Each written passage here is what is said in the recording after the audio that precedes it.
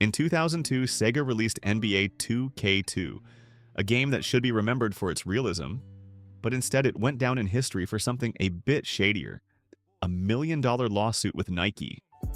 The reason? A very inspired commercial. Or, to put it clearly, it's just a copy and paste. So grab your donut, because this is about to begin.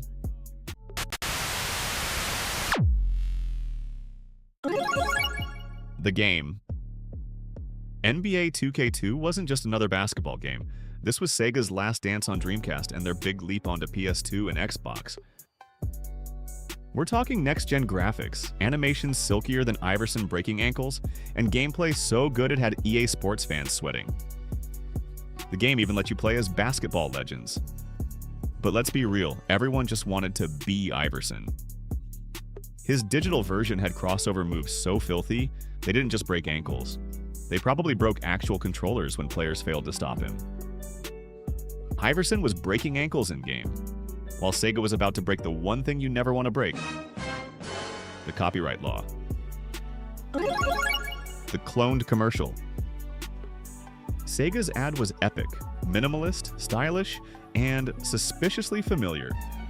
It was like advertising déjà vu. Back in 1996, Nike had already done the exact same thing. Players in slow-mo, white backgrounds, hypnotized stares. Hell, even the spilled liquid was identical. Sure, they changed to sync for a sports drink, because that subtle difference would totally fool everyone, right? But here's the real plot twist. Sega's ad agency, Whedon plus Kennedy, was the exact same one that made Nike's original spot. So this wasn't inspiration. This was full-blown self-plagiarism. That's like copying your own homework and hoping the teacher won't notice. This wasn't some innocent mistake or clever tribute. The agency deliberately copied their own work, and Sega absolutely signed off on it. When you find a winning formula, why change the playbook? The lawsuit. On February 7th, 2002, Nike did what Nike does best after selling sneakers: sue the living daylights out of everyone. Nike looked at Sega's ad and said, "Hold my Air Jordans," before dropping 47 pages of legal smackdown. Basically, their entire argument boiled down to, this isn't homage. This is our commercial with a hamster instead of a treadmill. Nike demanded 3 things: money, for the ad to vanish, just like the Dreamcast did, and royalties on every copy sold. Basically, they wanted Sega to pay up like they were Jordan signing a sneaker deal.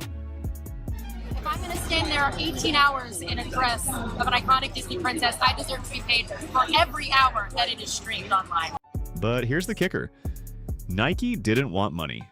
They wanted public humiliation. It was like when Cersei had to do the Walk of Shame. But instead of marching naked through King's Landing, Sega had to walk around with a copycat sign and $100,000 less in their pocket.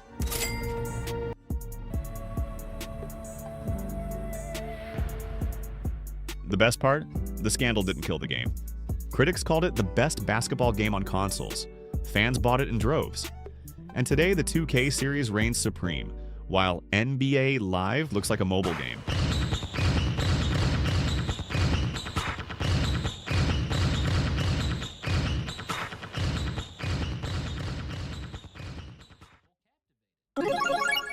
The agreement. The final agreement was peculiar.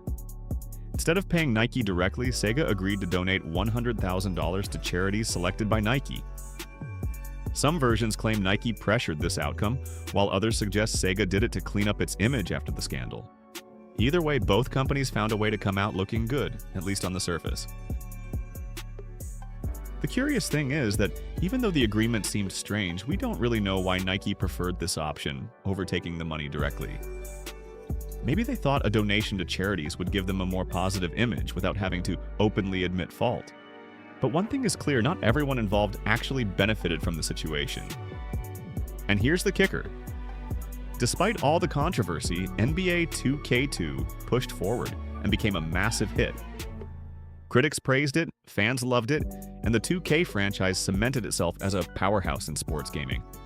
Ironically, over time, the 2K series even dethroned EA Sports, which had dominated the market up until then.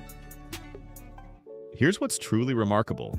After their early misstep, underestimating how borrowing from Nike's ad could backfire, SEGA adapted and grew stronger, while EA Sports, the former undisputed champion, began fading. 2K's victory wasn't just about better games, it came from understanding players in ways EA didn't. And that was SEGA's real genius move, turning that initial stumble into opportunity by ditching borrowed ideas and betting entirely on their own vision. And that's the end of this strange yet revealing story.